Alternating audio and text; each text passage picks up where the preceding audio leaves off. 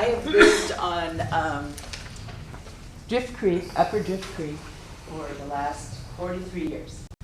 And Drift Creek goes into the Alsea, and we live way out. And so in that 43 years, I've had a chance to observe changes. And used to be, we'd drive to Toledo to take our kids to school, or go to our work, or whatever, and there would be deer. We'd see deer every day. Lots of rabbits, lots of deer, lots of birds. We rarely see deer now, rarely. And I mean, I see them in my apple orchard, but other than that, I don't see very many. They're in Toledo.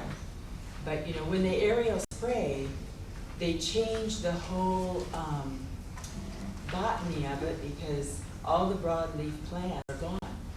And what comes back is tansy ragwort, digitalis, things that are very, very hardy. They're invasive plants, and they're not native.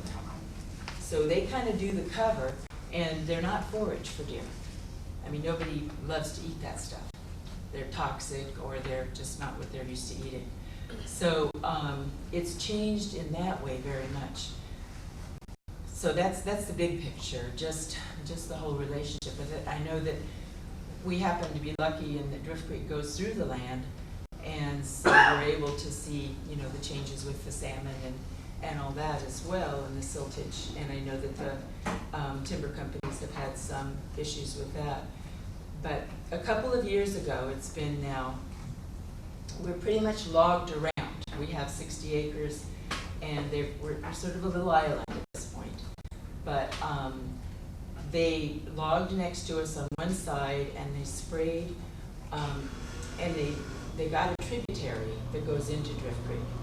And I wouldn't say it doesn't have fish. I think it does have fish. But it isn't probably regarded as a fish-bearing stream in some ways. Anyway, they got it, and it happens to be where we pipe water across Drift Creek from that tributary for our animals. And we have chickens and goats and, you know, that kind of stuff. And we had, it was during the gestation time of our goats.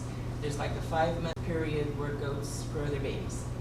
And the spray happened then. So we had a herd of healthy goats, probably a dozen mamas.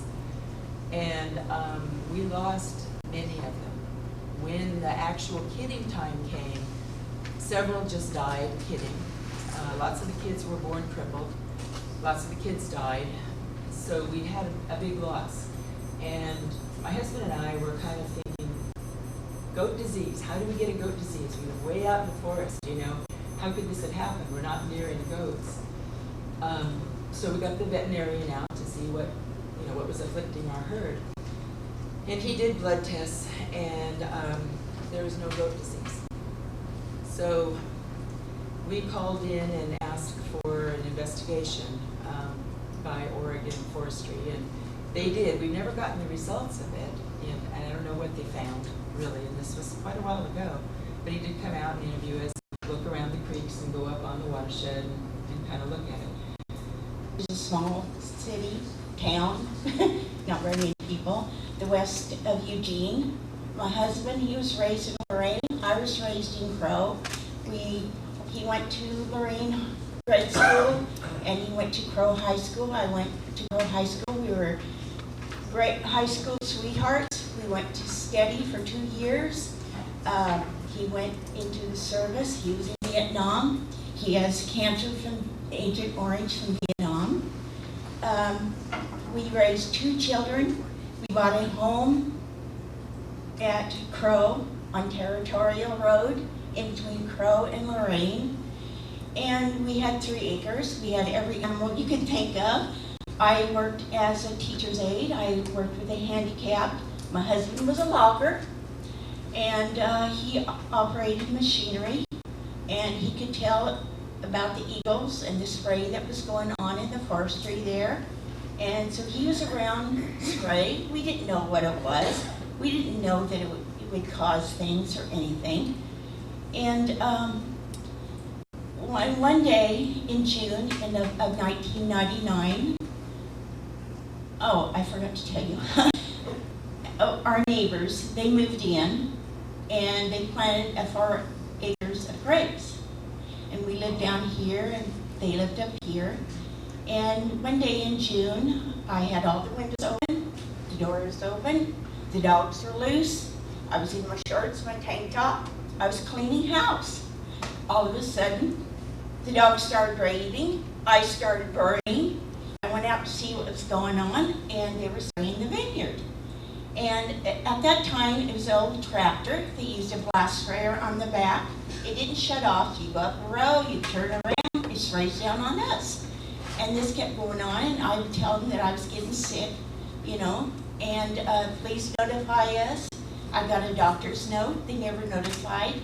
And then in June of 1999, when I was cleaning house, a young Hispanic who was spraying, he had never sprayed the vineyard before. He probably didn't even know how to read the directions on how to mix the spray. And when the spray came out, it looked like pudding. It looked like our place had snowed. The whole was white, the vineyard was white.